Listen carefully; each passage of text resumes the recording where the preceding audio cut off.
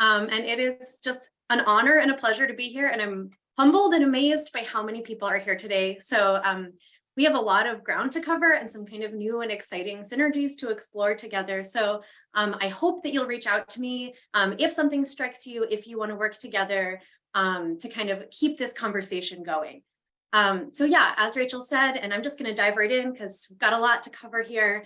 My talk is titled Pollinators in the Forest, Changing Forests and How Ecological Forest Management Supports Bees. So very first, just jumping in with a little background on the Xerces Society. I think a lot of you are members, but if you're not, we're really motivated by the knowledge that the fate of the world's insects is inseparable from our own.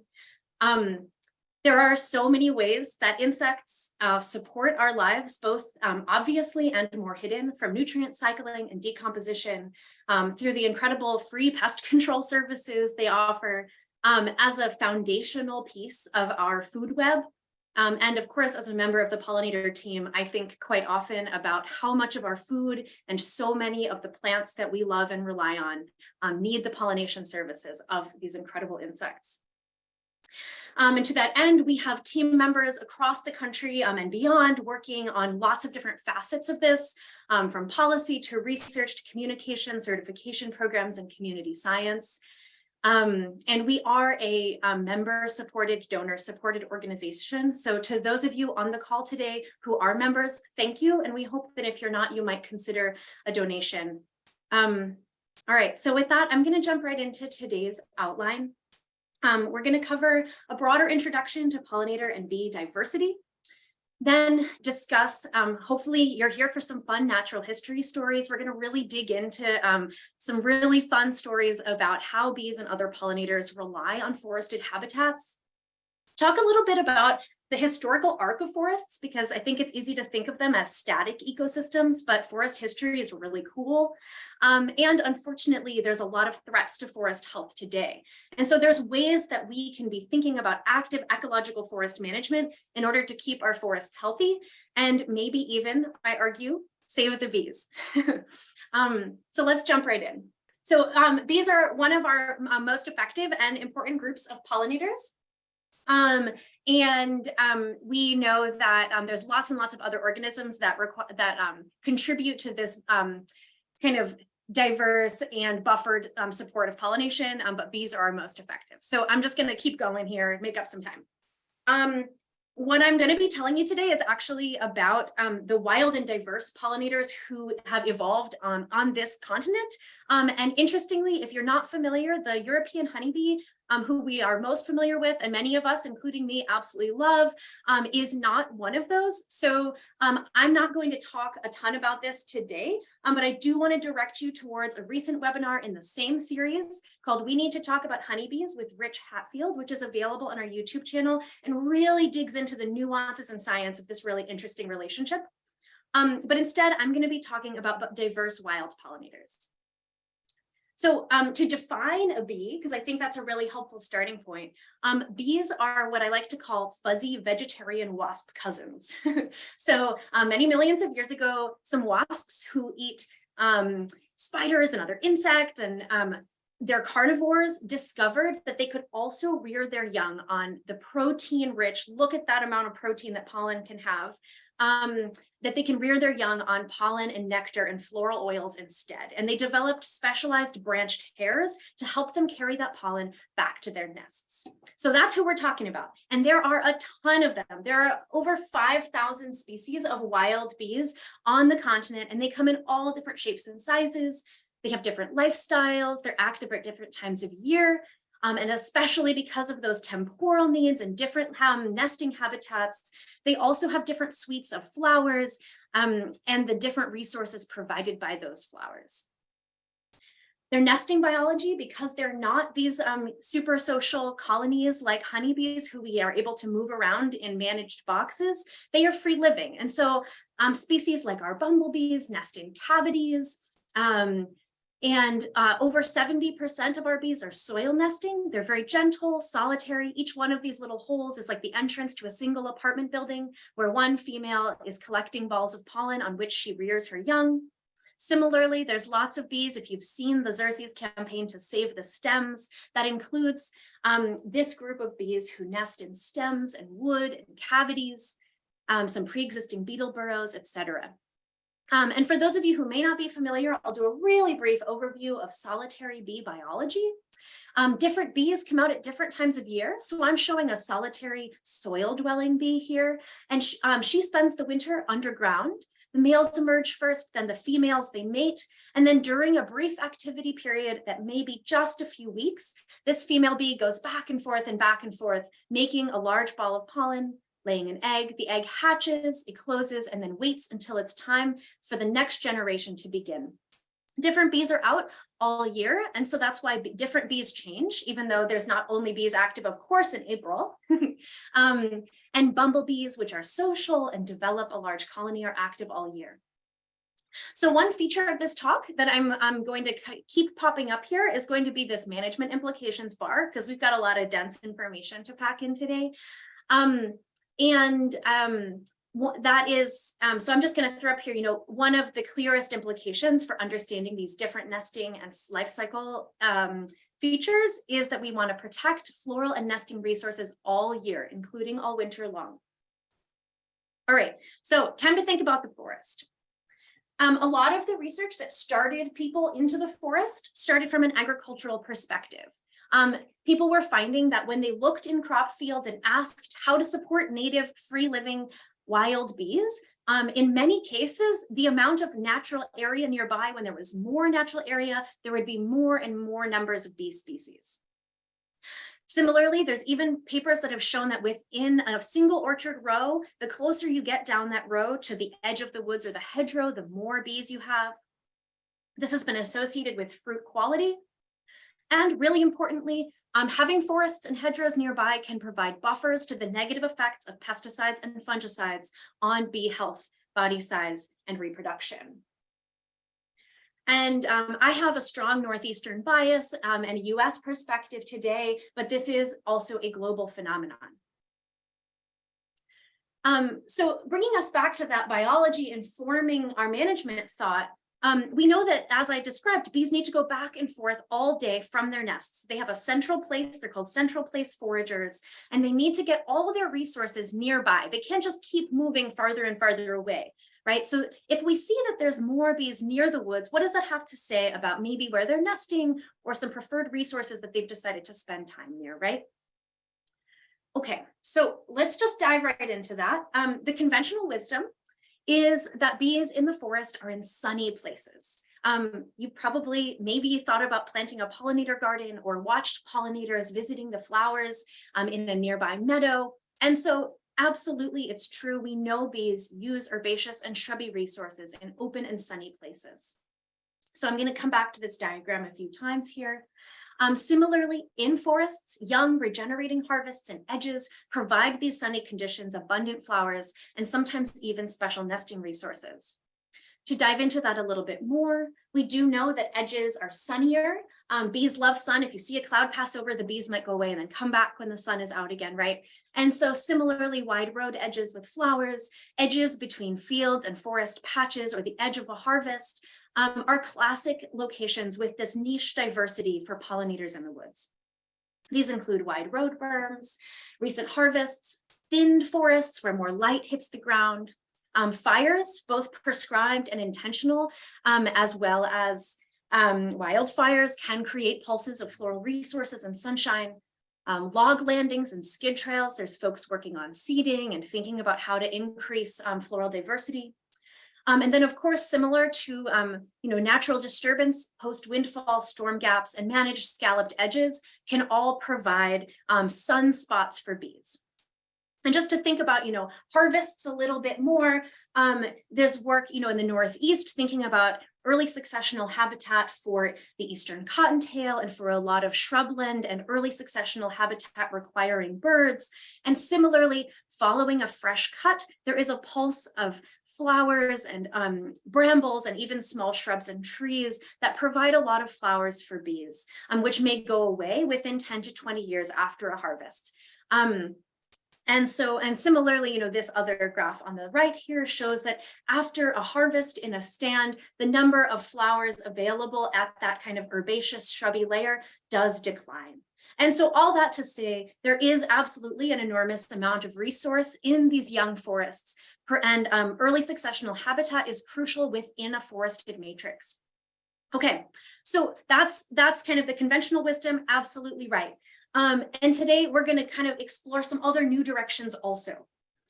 So some really cool research is one of the most rigorous I've known that started to really quantify these patterns, where at least a third of the 118 northeastern bees that were able to be studied in this survey, they found that 32% of them were entirely forest associated, meaning their abundances really increased with mature forest.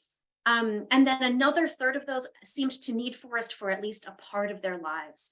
And so today I'm going to also take us on what I hope you'll find is a fun journey through things that are happening in this darker and less obvious relationship with the forest, right? So we're going to talk about spring ephemerals, then we'll talk about nesting relationships from the forest floor to the canopy, and then we'll move into resources offered by the canopy. Awesome. Okay. So the first thing I want to highlight is actually based on research about the rusty-patched bumblebee. And this is really important work that was looking at known host plants and their abundance patterns over time in different habitats that the rusty-patched bumblebee, our endangered species, uses. And I just want to highlight the strong overlap with forest resources and queens. And they say, we documented a decline in abundance of bumblebee forage plants in forest understories, which are the primary nectar and pollen sources for founderous queens. That means queens about to start the entire colony, a critical life stage. And so this may be part of the story. This was work done in the West. So just a really important use and importance, this was work done on the forest floor with herbaceous ephemerals. When we're talking about spring ephemerals, we get to some of just the coolest stories of all time.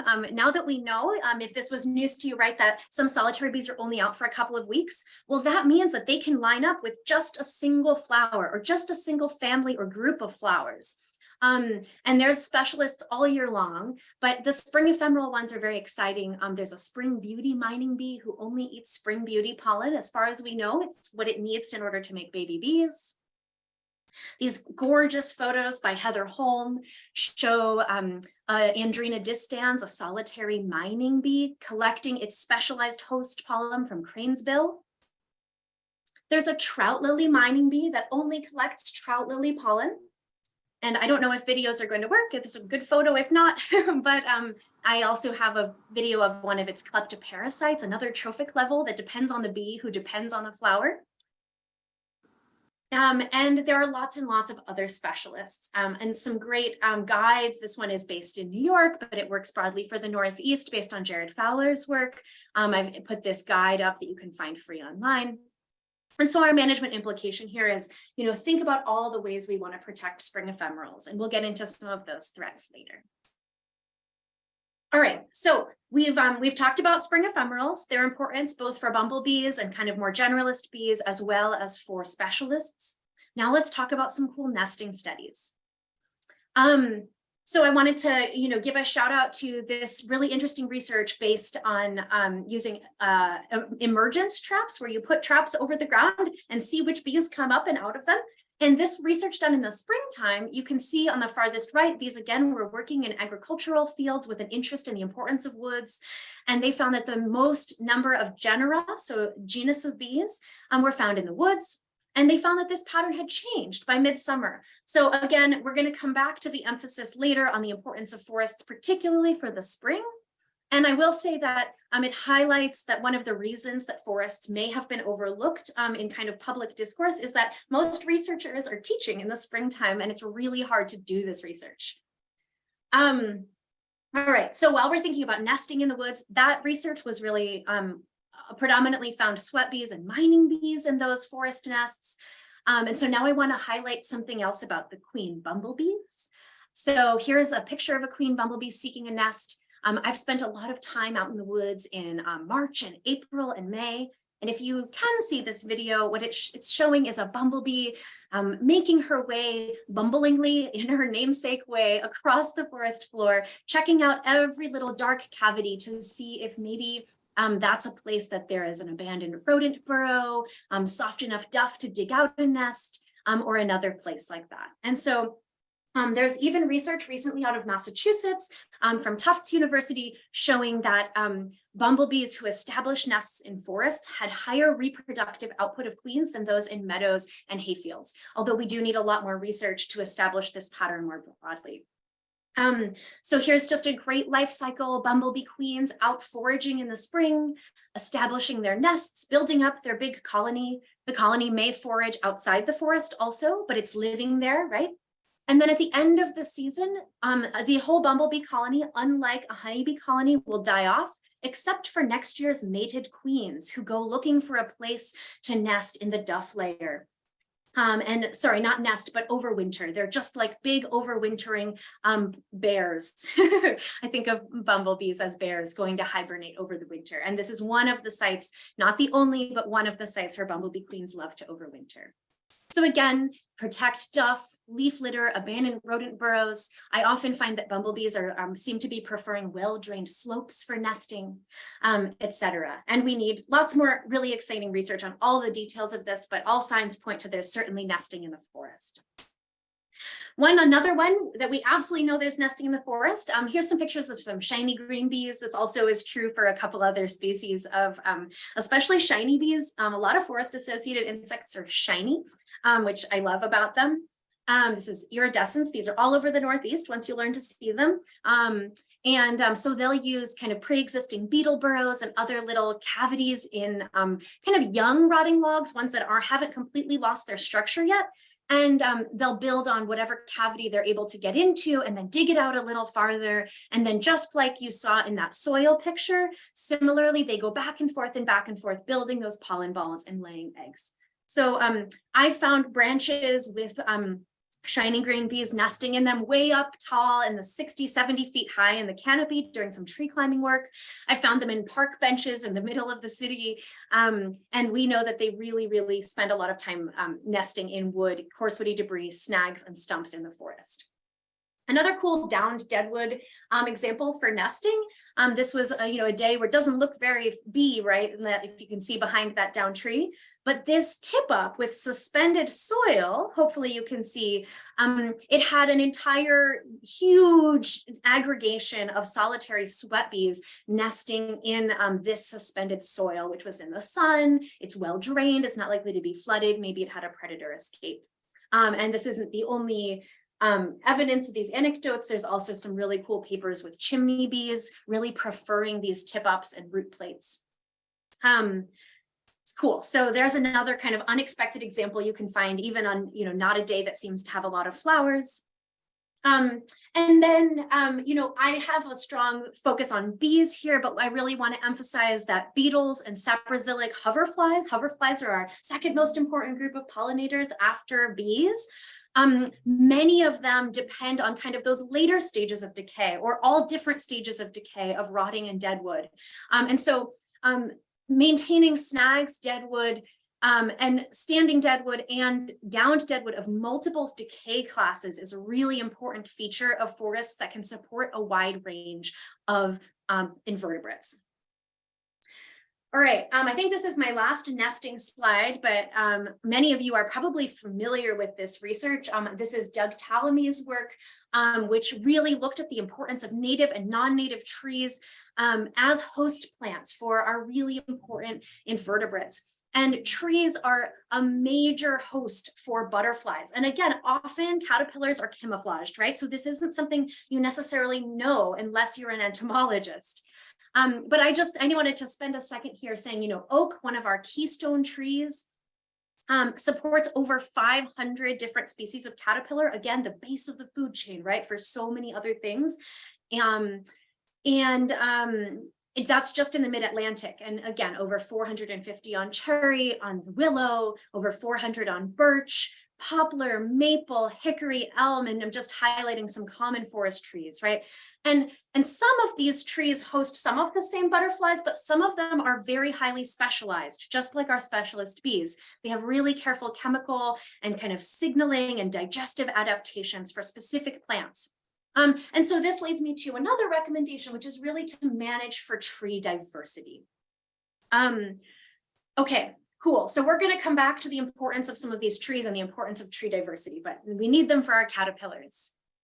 One thing that maybe came out a little bit in the nesting stories is that there's a strong emphasis on early season, on spring. Here's kind of a really important paper from 2018 showing that all these bees who were caught in the forest, these green lines, both abundance and number of species, were highest in the springtime. And then some bees were, of course, active later, but they were really abundant in the forest before often moving into other habitats and later in the season. And so, you know, one of those interpretations is forest-dependent pollinators can also spill over. Some of these will be entirely different bees, and some of them will be the same bees spilling over into adjacent habitats. Okay, on to final piece of our really fun, I hope for you too, for me, natural history journey up to the canopy. So yeah, let's do it. I love the forest canopy. Just going to fly through a couple examples before moving on to my major one. Honeydew is the sugary poop of scale insects and aphids, and some others who are drinking plant sap and pooping out a sugary substance. And there are actually places in Europe where bees are managed in order to go collect that honeydew in such large volumes that there's coveted honeydew honey. But even in natural ecosystems here in the Northeast, we know that there are bees who will seek out honeydew, especially in drought years. There's some really interesting use of resins and saps by apids and the leafcutter bees for both microbial and nest waterproofing uses. Again, the research is pretty new on that, but an exciting direction. We know that there are at least anecdotal reports of tall trees as preferred mating sites, and there's certainly lots of anecdotal photographs of bees using trees among other flowers as mating sites. We think that the tall height is often something they seek out. And then we know that forests provide different microhabitats, wind shelters, potentially transit corridors, and definitely temperature moderation. But the most important and kind of or at least the most striking to me, and that I really want to emphasize, important use of forest canopies is tree pollen. And again, this is going to have a strong spring bias. Many plants bloom in the spring, many trees, sorry. And so maple, willow, cherry, black gum, tulip tree, locust, and I could list other insect pollinated trees. Maple and willow are both mixed pollination syndromes. Those are really well-known and important nectar resources. If there are beekeepers on the call, you know, you probably look out for maple bloom in the spring, right? I also have a picture of sumac here. And then interestingly, in this shelterwood harvest, this is striped maple or goosefoot maple, it's sometimes called. And here these mining bees were both mating and foraging on those flowers, which I don't see usually in the shade, but this was a shelterwood harvest with a lot of sun. Cool. And now seems like as good a moment as any to highlight the lost chestnut bee. I don't have a video of it, but the, chestnuts, when they are in bloom, are just an astonishing resource of nectar and pollen. All the historical records of where this specialized mining bee has been found seem to map pretty well onto the historical distribution of chestnut. And so people who are working and who have cultivars that have survived to fruiting age and are working on the regeneration of the chestnut, which we lost, you know, largely to blight, have been finding the lost chestnut bee, which is super cool. All right, so while we're talking about the huge amount of resource offered by a flower, I want to say that even if you're not a forester or forest manager, there's a lot of people on the call here. I bet you have lots of different relationships and landscapes you manage. A tree in many cases or a shrub is a great way to diversify, not just the season, because they usually bloom early, but also just to add a huge burst of resources. Red maples can have just hundreds of flowers per cubic meter of canopy, right? And some of my research, we actually, and this matches with the allergen literature, the people who've thought about it most, a single sugar maple tree can make over 100 billion grains of pollen. And so once we're thinking about kind of unusual trees like sugar maple or oak, which also makes billions of pollen grains, my particular dissertation research was focused on whether or not bees were eating this canopy pollen with a focus on wind pollinated pollen. And so I did a lot of climbing in my first season. Here's a picture from the canopy and sugar maple tree with my butterfly net. If this time-lapse video shows, it's me with some great field assistants climbing up into the canopy with my butterfly net dangling behind. And then I did some more standardized sampling, putting traps in the understory, canopy, and orchard, and then dissecting every single insect I found in all of those different forest habitats, identifying over 340,000 pollen grains to look at that. And we have a lot of ground to cover, so I'm not going to go into too much detail. But I did want to emphasize that canopy pollen was a huge and important part of spring diet, and then bees spilled over into the orchards. So the most important pollens that I found in my particular research in the Finger Lakes region of New York State were oak and maple, both sugar and red. However, certain species of bees and certain individual insects and hoverflies sometimes also had eaten some birch, beech, walnut, even ash, despite emerald ash borer really knocking out the ash. So I'm wondering if that used to be more of a resource. And interestingly, if I had not sampled in the canopy, I would have underestimated the importance of these canopy resources. Finally, sometimes I only caught the males of a really important orchard pollinator in the woods. And this has been reported by other researchers also. And so I think, also thinking about that queen bumblebee research, oftentimes there are specific life stages or sexes or castes of an insect where that species needs a specific habitat that's less obvious, right? If we only sample in the orchard and say, okay, these are the bees we need, we may not realize that their other life stages are in the woods. Yeah, this is just a figure from my work showing that from the bees caught in the understory, they had eaten a lot of this yellow canopy pollen, but there was also a ton of canopy pollen in the guts of the bees caught in the canopy itself. Okay, so the conclusion here, honestly, to me, again, in addition to what we've already discussed, is manage for tree diversity. All these different species of pollen that the bees had eaten were preferred probably by different species under different conditions, even though I wasn't able to tease that apart with my sampling design. Plus, we know that a lot of these trees have masked blooming dynamics and aren't always blooming each year. So you want to have diversity on the landscape so that there's always something to eat, right? All right, so I think it's kind of time for a deep breath. We're going to do a little overview of each of these. So we found nesting and overwintering on the forest floor. We talked about pollen and nectar collection from spring ephemerals. We talked about nesting in snags, stumps, deadwood, and even the soil of tip-ups. And we talked about canopy pollen collection from insect and even from unexpectedly from wind pollinated trees. All right. And so this brings us back to, what we were talking about before with maybe a third of our northeastern bees having this really strong forest association, whereas a third needing forests for only part of their life, meaning again, at least a third need, primarily open habitat and may not need forest at all. And so when we think about our diversity of bees, I think this is a really helpful figure for thinking about those different relationships and the different types of landscapes support different groups of bees. So we need all of them in order to maintain our diverse community. And some researchers have come up with an estimate that, in a mixed landscape, at least in a heterogeneous landscape, we want to have at least 15 to 30% forest in order to not lose our forest associated bees. We'll talk more about how these types of recommendations vary based on context, but that's a rule of thumb for a mixed landscape. And this is another summary slide, just using my other format here with spring ephemerals, nesting, and canopy, and the uses and importance of both old and young forests. Okay, we're going to take a step back here to do a little bit of forest history that's going to connect through, I hope, in some clear ways.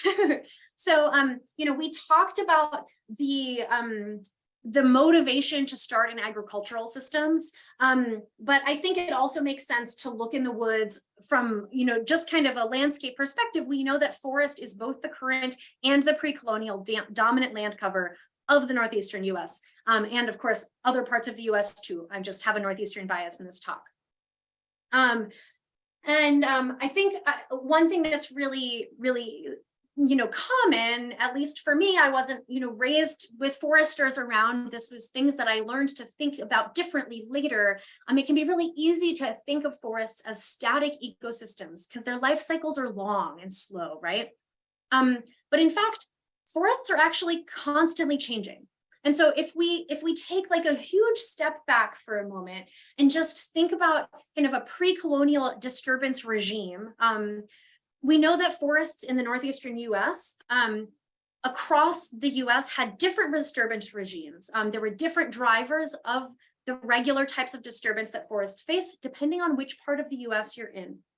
But in the Northeast, early successional habitats, those mean kind of right there, you've knocked down or for other reasons reset the forest into its successional cycles. They were being continuously produced. And so this created a lot of complexity in the landscape.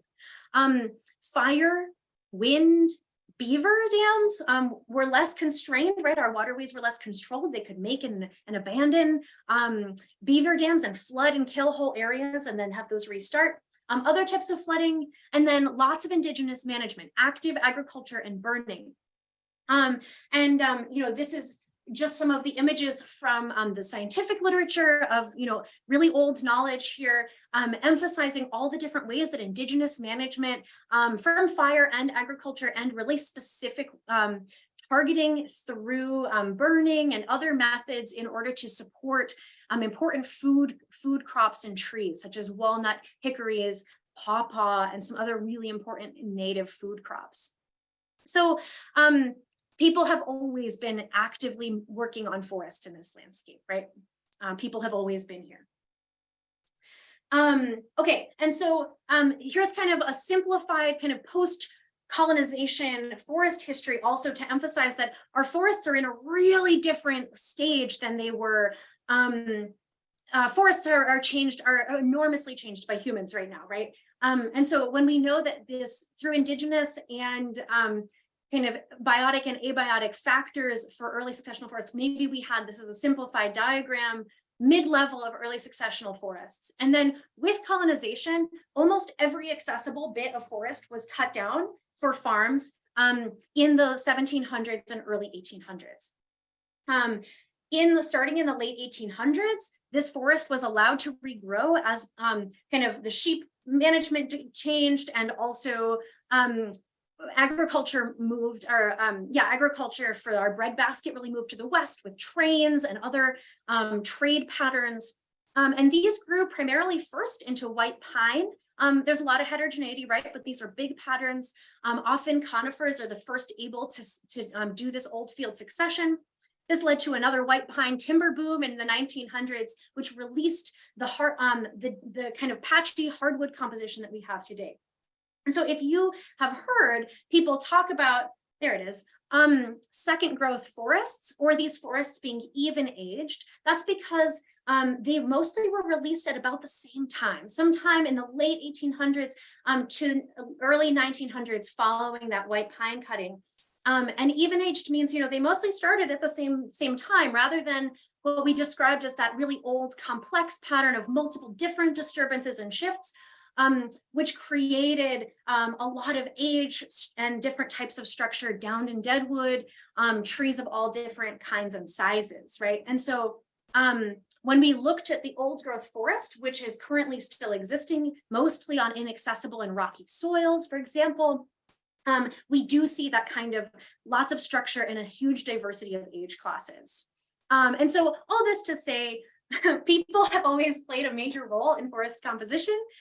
Here on the left, we have pre-colonial forest and modern forest based on witness trees, and then modern FIA surveys, forest inventory and analysis. And just look at the colors here. You can see that our forest composition has been enormously changed since colonization. And you're like, Kass, I'm here for bee biology. Why are you talking about this? And I think that it's really important because it's really easy to think that when we want to manage our forests or take care of them in some way, it usually, and if our gut reaction is that that is bad, at least in my experience, and I know that, this is an important and socially and emotionally important conversation, it usually relies on an assumption that forests are kind of old and untouched and static or even pristine, right? And it also assumes that forests are healthy now. And so our next thing is going to talk about, our next section is going to talk a bit about, some of the challenges that are facing our forests today and how we can think about supporting them. And so I'm going to raise this idea of, the definition of silviculture in contrast to indiscriminate forest destruction, right? But instead, silviculture is maintaining forest lands as forest, but sometimes does harvests and management activities in order to mold and support the establishment, growth, composition, health, and quality of forests and woodlands, to balance the diverse needs of the people who live here and our societal needs with wildlife habitat. Rather than saying, put forest over there and ignore it, instead say, how can we work together in order to protect all of these different needs upon which we so desperately rely. So just as the fate of, the world's insects is inseparable from our own, we know that the healthy forests are inseparable from our own health as well. And so that's why they're so connected intimately, I think, in this talk. All right, so we're going to talk about forest health for a moment. We're doing great, everybody. Thanks for bearing with me. There's a lot here. So I'm going to start with a focus on this sweet little oak seedling sitting on the forest floor. And I've thrown across the bottom from Doug Tallamy's website a bunch of pictures of some of the caterpillars that rely on oaks, right? And we know a lot of bees collect its pollen, et cetera. And so, a whole bunch of different things are challenging our forests. And, I'm planning to end this talk with hope. So stay with me, don't let it get you down. So we're gonna walk through some of these challenges. We're gonna start with invasive species. These are I've chosen some examples that are representative of broader patterns. Okay, so here on the left, you can see there was privet smothering this forest understory. That's the big shrub here. And new canopy trees were struggling to reestablish themselves, and neither was there a lot of food for bees. And so they removed the privet and followed this community for 13 years, which is very long for a scientific study, and found that after those 13 years, the bee community was again comparable in abundance, diversity, and composition to plots that had never been invaded. And they noticed that the next generation of overstory trees were again able to reestablish. And so that was a really important intervention, right? This privet was not going to go away on its own. And so that was really crucial. And this kind of smothering idea brings me to another really important challenge facing forest today is some trees are really good at surviving in a very shady understory, right?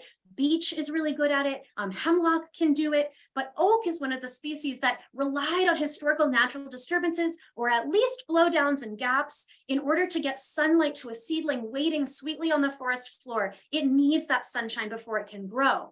And things like invasive species, things like beech bark disease, which causes beech to resprout and kind of stay in its shade tolerant way, smothering the understory, that can deprive oak of sunlight. And this is one example, right, of these ones that are shade intolerant. And so in order to get this keystone species back that supports so many caterpillars and insects, and we know also tons of rodents and birds, right, sometimes in order to get that oak to come back, some big harvests are necessary in order to get enough light, or some destructive looking invasive species management, right?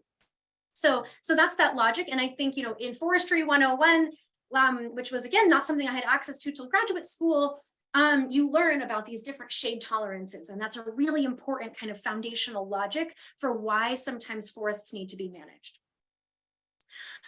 This one's, again, a single study I wanted to highlight that illustrates a broader idea.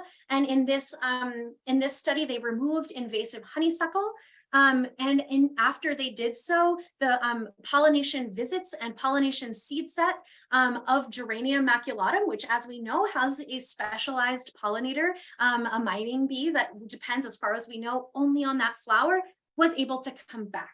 And so that was a really cool and important intervention. And so, this is the same idea. I don't want to repeat myself. Well, one of many studies that has the same idea. It is no longer prudent to simply set aside tracts of forest and expect them to retain native biodiversity without active management. And so, it's a big and humbling task. All right. Doing great on time. Phew. Okay. Here's another tricky one. I don't know if those of you who know what I'm showing here, it's probably jumping out at you and you're starting to feel that sadness. I've got a box here that I've put around this kind of dark line in the background. This is a view down a hill. This is a photo I took on a recent hike. And if you don't know what this is, it's what we call our deer browse line. And we know that, unfortunately, our deer populations in some places, but many places in forested ecosystems, are 2 to 10 times, it's hard to measure, times the densities that they existed in pre-colonial times. Their apex predators are gone. We have a lot of kind of open and edge habitat that really favors deer. Work that has put up deer exclosure fences shows that the amount of browse that is being taken out by this high densities of deer is almost hard to overstate. Plus, deer in many cases have a strong preference for some of our really important native species. Here's a quote here: "Deer continue to seek out strongly preferred plant species, even if they occur at low densities, further increasing threats of local extinction for particularly vulnerable populations." And so, this is a really complicated issue. It's socially and politically complex, but we do know that kind of, if we aren't thinking about creative ways to protect our trees from deer, our aversion to doing so is doing really, really serious long-term violence to our forests and so many other organisms that depend on them. And again, this is regionally specific, highly variable place to place. And here on the right, I just have a picture of an oak seedling, since we were focusing on oak. And the kind of visual you get of a seedling that's been trying to grow, and keeps getting browsed back, and it gets that kind of appearance. And so I don't want to, overstate or, say things too many times. I feel like I've already been clear, but this was a really great paper, I thought, because it followed these effects through the trophic levels. That means throughout the food web. And it shows across the bottom here, the deer per square kilometer is increasing. And at the same time, they found that as deer increased, tree species diversity decreased, right, due to that browse. Caterpillar density, they also followed. And then really impressively, they were even able to connect this up to bird density, which was also declining as deer increased, which is, just unusual for a study to be able to draw those direct lines. So overbrowsing by white-tailed deer impedes forest regeneration. That means the ability of baby trees to become grown-up trees, which means that in the long term, we're really worried about our ability to support some of our species, right? Some species will be fine, but not all of them. So it reduces biodiversity. And this may be one of many drivers of the decline of eastern forest birds.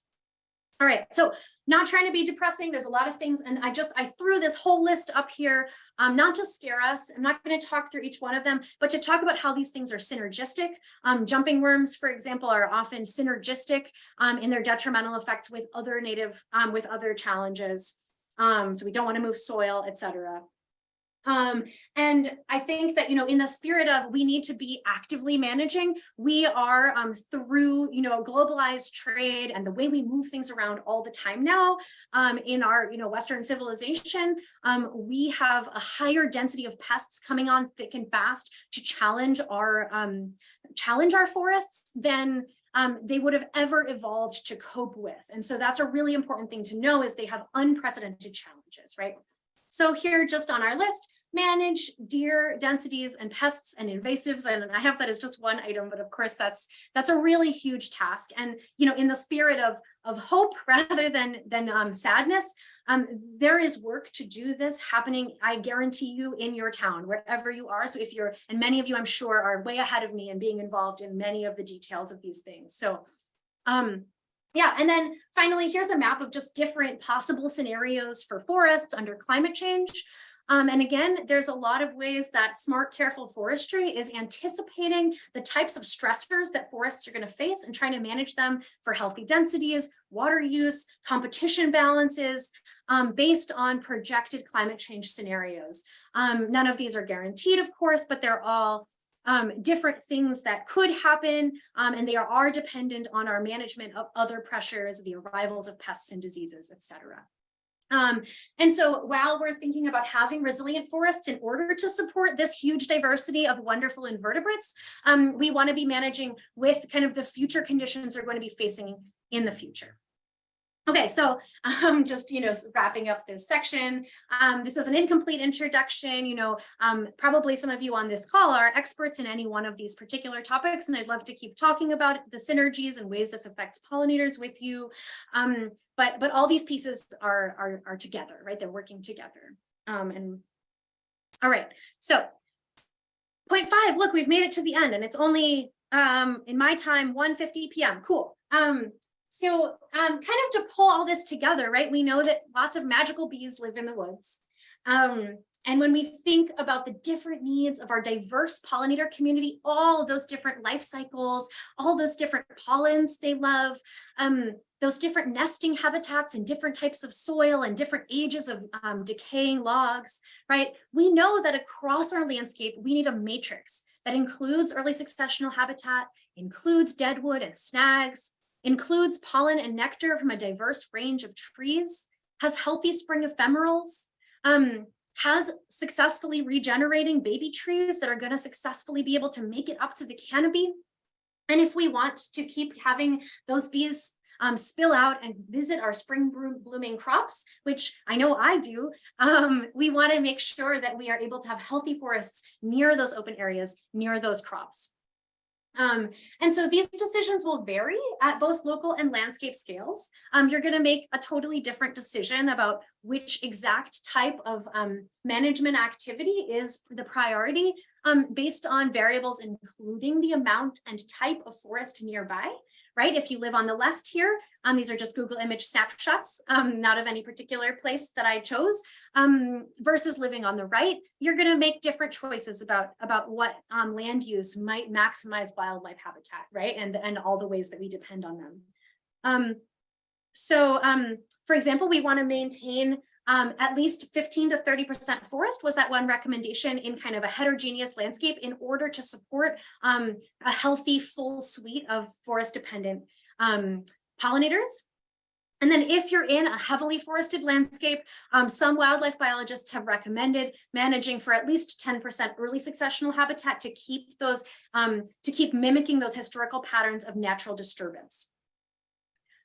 And I've already said this, these goals will vary by location, right? You see this variation across this New England map of which forest types are appropriate for different areas, slope, ecoregion, soil type, nutrient balance, and then of course, your invasive species, your context, your climate change projections, how close you are to the coast, whether there's fire in the historical regimes that you may be considering reintroducing, if you're dealing with gypsy moth or hemlock woolly adelgid or emerald ash borer, there may be some management in order to restore or predict forest health after the loss or change in those species, right? So each of those may really change what the active choice is. And if you're not a forester on this call, you might be like, okay, but now what, right? Another reason we wanted to give this talk to such a broad audience is, at least in the northeastern US, over 70% of forest is privately owned. So please do support work happening on public lands nearby you. Support ecological forestry happening in those large scale areas that are focusing on long-term forest health, biodiversity, climate change adaptation and resiliency, and wildlife habitat. But if you do own your own forest, 70% of our forest in the Northeast is in categories like your back woodlot, like the forest that you tend. So thank you for your stewardship, genuinely. And I'm going to put up a couple of options for ways to, we could move forward on that. One is, I am an NRCS Partner Biologist. I don't work in forestry, I'm a pollinator partner, but you may be eligible for the financial assistance, both in terms of planning, forest management plan, development, and even cost share for implementation. So it's worth reaching out and discussing whether you're eligible. These are free programs to enroll in, and they're non-regulatory. Also, if you're not ready for that step, or if you're exploring multiple things at once, or you want a like-minded community to start thinking about wildlife in your woods, this is, just a smattering of some of the amazing projects that are already happening out in the world there. There's tons of knowledge and webinars through Forest Connect, for example, is one that I follow. Audubon has lots of state and region specific silvicultural guides, right? That's the tending of the forest, the art and science of tending the forest with birds and other wildlife in mind. And there's many other resources. You probably inferred or knew from me telling you that some of that research was from my own dissertation, which I only very recently finished a year or so ago, is that a lot of this is new, right?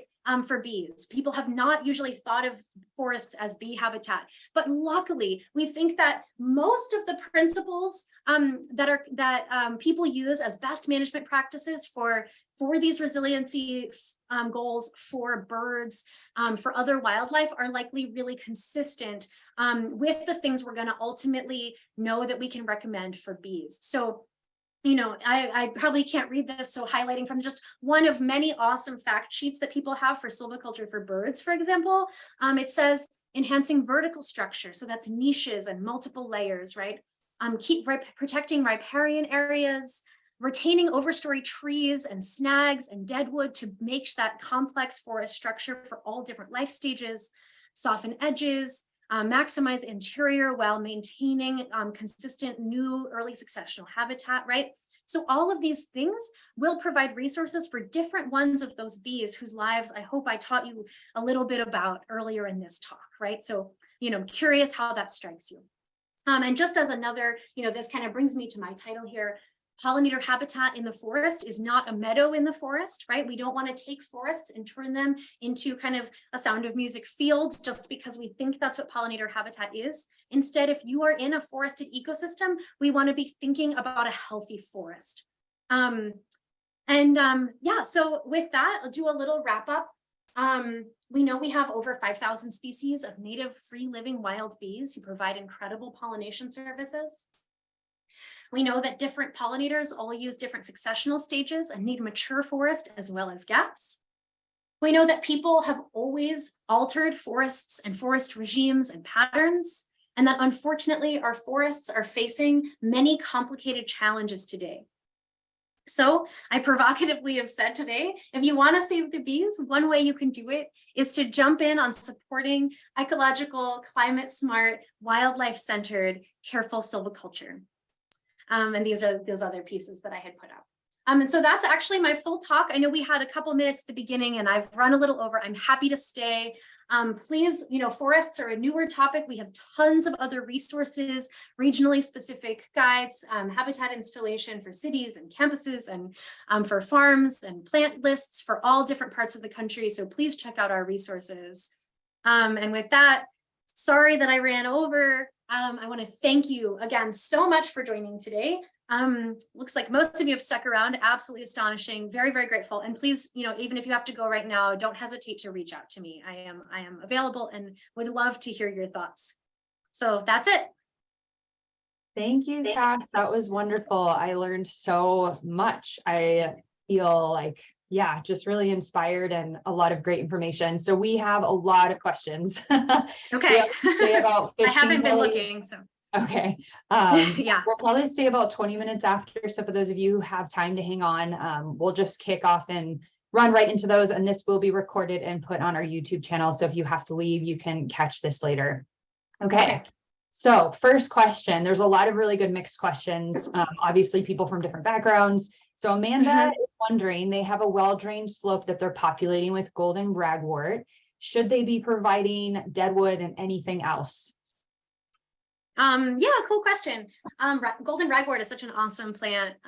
That's a herbaceous forb for folks who don't know. I love it. It's really great for slopes. It's good at like stabilizing tricky zones. I don't know what your landscape context is or how much deadwood there is nearby. So I don't think for any place you need to say, oh, I'm doing it wrong. If I don't do that, you're already doing so much by providing that floral resource.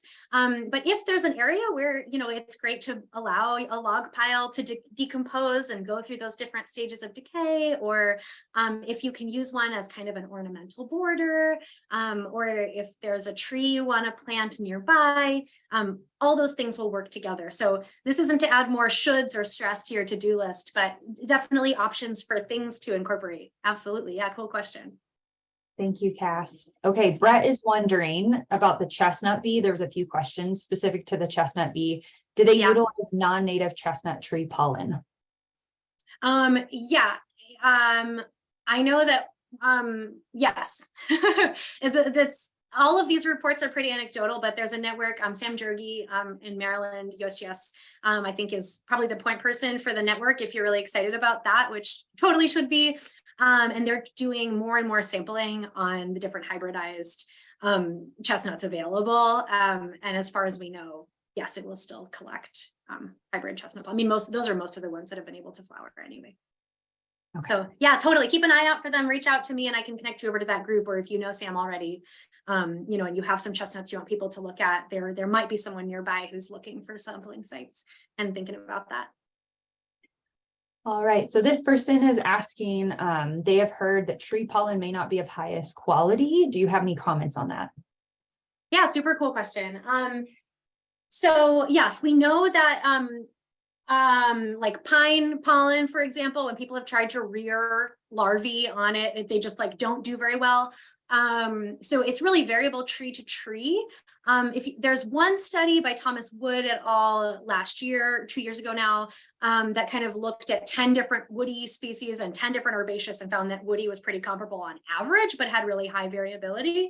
In terms of like some specific trees that we are seeing that there's common collection from, like oak, the bees that collect it have really high success. So, you know, part of the reason that I did my research at all was there's a bunch of papers that were looking at mason bees. If folks have, you know, kept a mason bee house or learned about those, they're awesome orchard pollinators. A lot of times, including in cities, when people would put out those mason bee nests and then examine all the pollen, there like a ton of times there'd be lots of different studies and all different ecosystems, there'd be almost 100% oak in like a high proportion of those brood cells that had developed into successful offspring. So I think on average, it's really logical evolutionarily to say, why would the wind pollinated trees be good food for bees? They're not trying to feed the bees. And that's absolutely the right logic. But we do know that at least for some subset of these trees, there's enough of a balance, or, you know, maybe a lot of them aren't specialized on those canopy trees, probably those, especially the wind pollinated ones that maybe mast bloom and don't bloom every year.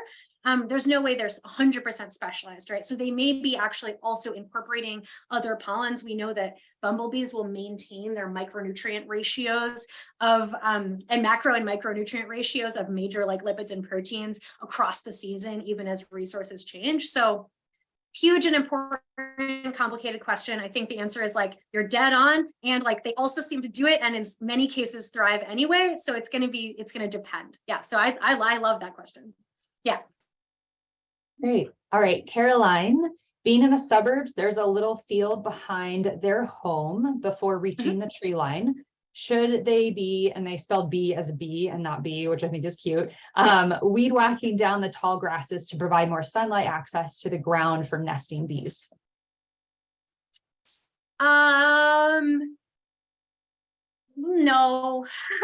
I mean, if they're non-native grasses, you might want to think about, you know, whether there's a way you could shift that community to some native grasses that are also really important butterfly host plants, maybe add some flowering forbs. Is there a milkweed that's native to your area? I don't know where they are, that you could interplant into that area or add some forbs. along the edge of the meadow leading up to the forest, you could consider ways to, we call this softening the edge. So instead of going straight from field, straight to your trees, you want to add some shrubs and some smaller trees and then some more herbaceous plantings to help make that gradient. And that creates a lot of different types of flowering plants for all different organisms and cover for really awesome mammals and birds. We know that sometimes sun is going to be the preferred thing for ground nesting bees, but I would think more about choosing a diverse plant community that is appropriate to your site. And then ground nesting bees will find the little gaps. They love nesting under grass tussocks. They love nesting all sorts of mysterious places under thick layers of duff even, right? So I wouldn't do it just for that. I would think about what's the maximum diversity for that ecosystem. That's the perfect segue to our next question about soil dwelling bees. So Victoria is wondering, in an effort to get on top of some serious invasive plants, they have hand pulled everything they could and then put down about 12 inches of arborist mulch on 1/4 of an acre in the forest on their property. And they said it's breaking down well. It's been about 12 months and the trees appear to be doing well and they are free of vines. They do wonder if for forest dwelling bees, is deep mulch a bad idea? Yeah, I haven't heard of mulching such a large area, so I might have to think about that one rather than go fully off the cuff. Generally, our recommendations for mulch are that they are often really important. It is often a really important tool for helping get some target plants established, especially if you are dealing with a formerly weedy area or a restoration project. We often recommend short-term, lots of mulch around your target plants. Don't volcano them, let the stem breathe, but around to suppress weeds. But then we don't recommend continuing to have mulch. So, if you have a garden where your weeds are already under control, or you have targeted plants, or you can weed other ways, thick mulch will deter soil nesters and isn't great for soil nesting bees. That said, if you are doing a big restoration project and you're trying to get a bunch of species established who are going to need that help with weed suppression and moisture management, absolutely mulch during establishment. So that's my two-part answer. Yeah. No, that's a good answer. Thanks. All right, shifting a little bit here. A few people just appreciated that you talked about Indigenous land care. So Jennifer has a specific question. Do you have any information on the Indigenous land management in the eastern parts of what is now the US? They have read Tending the Wild, which is about California, but would love to learn more about the history in the rest of the US. Yeah, I really also feel like I'm just always learning and humbled by this history and knowledge. I know that there's a lot of folks who are working at Cornell Cooperative Extension in collaboration with folks in the Haudenosaunee Confederacy and doing a lot of work with agroforestry and they have some really great overview videos of history and collaborations. But I think that do I know of like one source that pulls it all together? I don't think I do. I think that most of the things I've learned, but if somebody knows of one and, please, I'm here to learn on this, please feel free to share it.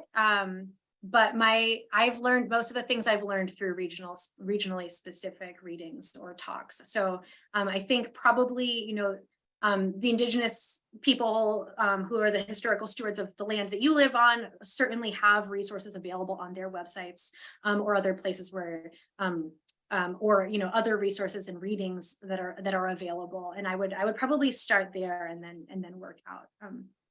Yeah, but I did, a lot of the ones that I shared on my slide, if you end up looking back on the recording, I learned about a lot of those through those agroforestry and Haudenosaunee work because my work was up in the Finger Lakes region of New York State. So, yeah. Thanks. Speaking of resources, quite a few people, I know that this talk was heavily focused in the East because that's where your studies are. But folks are asking, are there any other studies happening in the western part of the US in California? And if so, if there are any resources that you could direct them to? Yes. all right, and like specific people's names are coming to my mind, and I want to like do this in a more like overarching way. But yeah, absolutely. There's a lot of people working on fire, both prescribed managed fuel loads in forests, as well as, after wildfire. People jump to mind are Laura Burkle, Lauren Panizio's work. I think Jim Rivers up in Oregon is working on some of that.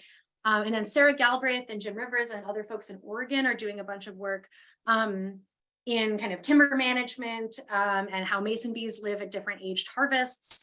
I'm gonna forget people. This is tricky. John Mola and his team, Leif Richardson, and a lot of those other collaborators are the folks who led that project that I highlighted on the Bombus affinis, the rusty patched bumblebee resources. And they're doing a lot of work on forest bees. They've been asking about, whether or not how bees are able to navigate over forests, how resources have changed historically, just tons of cool stuff. So yeah, the answer is yes, there's a lot happening in the West, and I knew that I wouldn't be able to do it justice, especially because it's not an ecosystem that I intimately know as well. But yes, the West, there's lots to learn. Maybe another webinar focused on the West. But yeah, I know, it's so much. There's so many awesome things to talk about. So yeah, definitely. Well, this next question I think I really love it. It's very, hopefully it is applicable to a lot of people on the webinar. Anna is wondering it's probably a hard question to answer. What would be your top resource recommendations for someone stewarding 72 acres of fairly healthy forest near Ithaca, New York?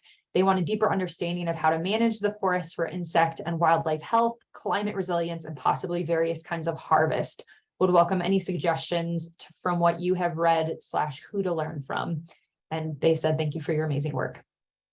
Oh, well, thank them for their kind words. I mean, if they're near Ithaca, then they're near CCE Forest Connect. They're near the Arnott Forest. They're near, CCE is Cornell Cooperative Extension for folks outside the state. I would say, yeah, I mean, the folks working over there are some of the leaders that I, in my mind, at least, of a lot of this work. So I would go on the Forest Connect website that I had put up there, and there's just a million webinars. You could also join the New York Forest Owners Association. They have regular woods walks and kind of interpretive, here's what I did in my woods, here's why, here's the changes I've seen, kind of just available for folks. I just got an email this morning that there's a Finger Lakes Women in the Woods a new network forming up. And so that might be something to look into. Yeah, the Master Naturalist program with Christy Sullivan and other folks at the Arnott Forest. I guess I should stop because this is not going to be applicable to everyone outside Tompkins County, but feel free to send me a note if you're having trouble tracking any of those things down, because I think you're in a beautiful spot to find forest community.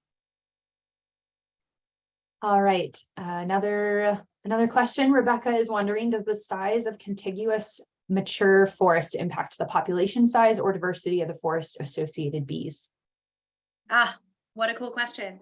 I wish we really knew. So some folks have done a really cool new synthesis of research, and the best we know, kind of from the global inference of all the different studies that do exist, again, this is a newer field, are that a larger forest is going to have a more complete forest bee community. So that's, kind of that intuition that it is good to protect contiguous interior.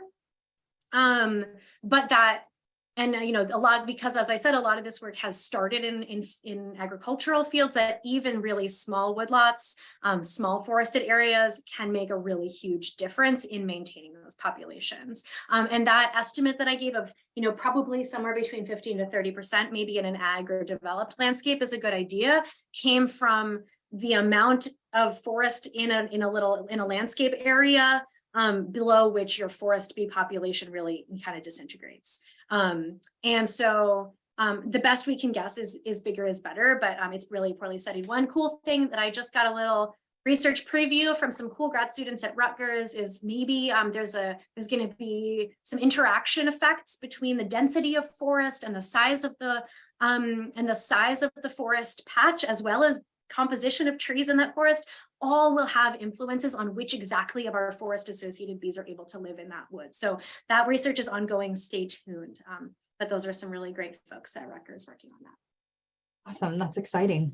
Yeah, it's a burgeoning field.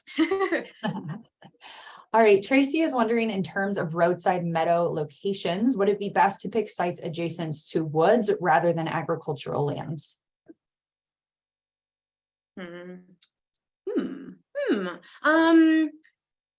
It's usually tricky to make a blanket statement about that.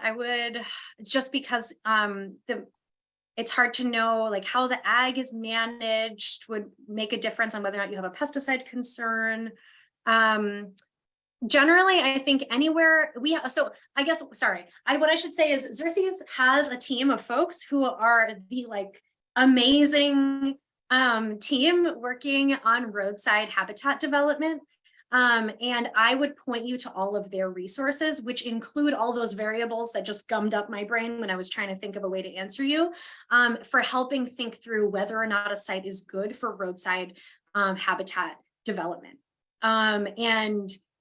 In many cases, it really is. And so in that sense, I'd say as long as it's not meeting one of the other threat thresholds for saying, hey, actually, this is a danger zone rather than a habitat zone, as long as it's not in a danger zone and it's in a like, yep, roadside habitat is good. And again, I'm saying go look at their resources.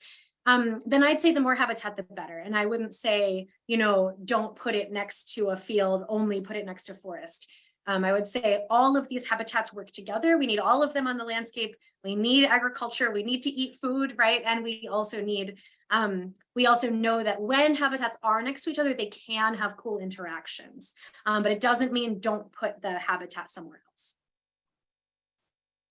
I also just put the link in the chat to our publications library so you can search. I know we have a lot of publications about roadside habitat.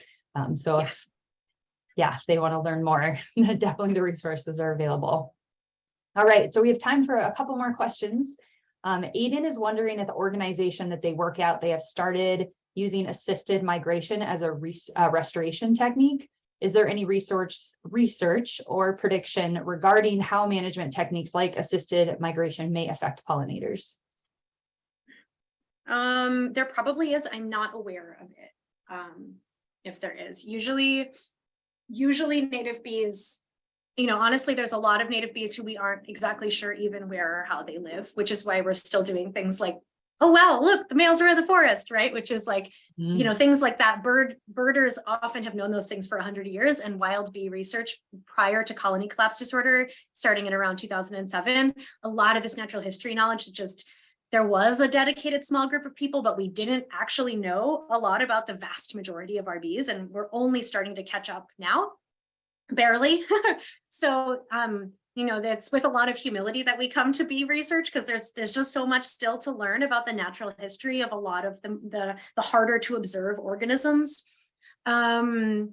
So yeah, I'm gonna leave it at I don't know for now. I'd have to think harder and read a little more about that. If somebody knows, please, shoot me an email and I'll share. Thank you, Kass. Yeah. All right. Margaret has read that many eastern urban areas have higher native bee species richness than adjacent rural areas. If so, why do you think that is? Yeah. So urban areas are really cool. They can support really diverse and abundant bee communities. And oftentimes there are different groups of bees that are able to persist in cities than in rural areas. And often those comparisons, if I'm remembering the literature correctly, with those agricultural areas are often really heavily agricultural areas. So they're not like small fields mixed in with forest, mixed in with wetland, mixed in with old fields. That's like compared to like really big dominant ag areas, right? So it kind of comes down to the same logic of landscape scale complexity. And then another thing that happens in agricultural landscapes that are, super ag dominated is you also have not just the habitat loss of missing all those other pieces like forests, wetlands, meadows, et cetera, but you also have a lot more pesticide and fungicide pressure. And fungicides are really important too. That's a whole separate talk, but bees aren't fungi, but fungicides really matter for bees. And all of those things kind of come together. And we know that, even not only do we see a decline in abundance and diversity in really heavily agricultural landscapes, but we also even see a decline in body size within a species, which can lead to effects on reproductive success, et cetera. So sorry, I'm kind of going around your question here. But when we think about the bees who live in urban areas, they're often bees who are above ground nesters. And there is usually a higher proportion of the non-native species. Not necessarily a bad thing, but true. And when I say above ground nesting, usually we're missing the soil nesting bees in like large numbers at least. There are some, especially, cities with a lot of green space like Detroit, Cleveland, kind of places where you may see more soil nesting bees, but if you have a lot of built area, there's just not that ground nesting. So you see the cavity nesters, the ones that can nest in little crevices in brick walls, et cetera. So yeah, it's really interesting, and bees are really resilient, but you are going to see a shift in community. And again, that Tina Harrison paper that I showed that had the green line declining after spring and the urban and the ag lines going up in the midsummer. That paper kind of is one of the touchstone papers for that change in community, where you really are losing a lot of the forest associated bees when you lose that a lot of forest. So yeah, it's a big and complicated question. It's a great one. Thank you, Kass. All right, well, we're going to end here with this last question, and there are a lot of questions that not get answered. I apologize. We just don't have time to go through all of them, but Kass has been kind enough to offer her email, so please reach out to her directly if you have more questions. And I ask this question in spirit of our audience. I know that we have a huge mixed audience of folks that probably do have a lot of acreage, and then some folks who don't. And so Jen is wondering, do you have any advice for people in urban areas with maybe a small yard that's disconnected from larger ecosystems, hoping to support urban pollinators? So maybe for people who don't own acres and acres of forest, what can they do to contribute to this effort and to help? Absolutely. You can do so much. Don't worry, you don't have to have a forest. Right? We know not everyone has had a forest. We know there's different access to forests.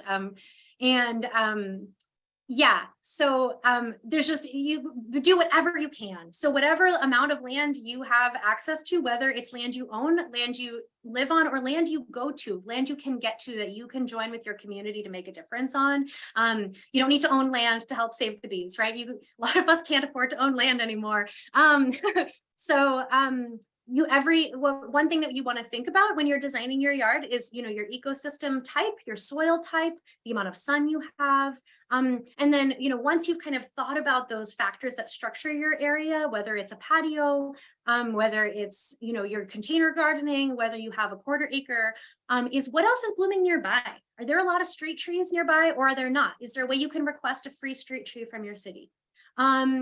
If you have a little patch of ground and you've noticed that there's hardly any late season resources, this is something where we actually have Xerces habitat evaluation guides you can download some of them are designed even for campuses and cities, where you can do a checklist of different types of resources available in your area.